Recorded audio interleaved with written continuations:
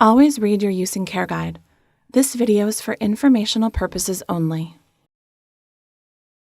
Your refrigerator ships with preset temperature points. This video goes over how to adjust temperature points based on your needs.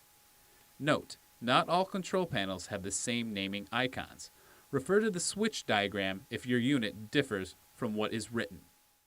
Press and hold temp for 3 seconds to activate the temperature mode. To view the temperature in degrees Celsius, press the light button under Units when Adjust mode is activated. To return the display settings to Fahrenheit, press the light button again. After the temperature mode is activated, press Temp to advance between fridge and freezer. The display will show the temperature set point of the selected compartment, and temperature adjusting information will display on the screen. With temperature mode activated, press Temperature to select the refrigerator zone. The display will show the temperature set point of the selected compartment. Press Lock to raise the set point, or press Options to lower the set point.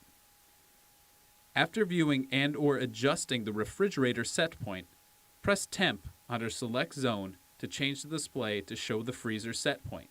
When the zone has been changed, Freezer appears on the display screen.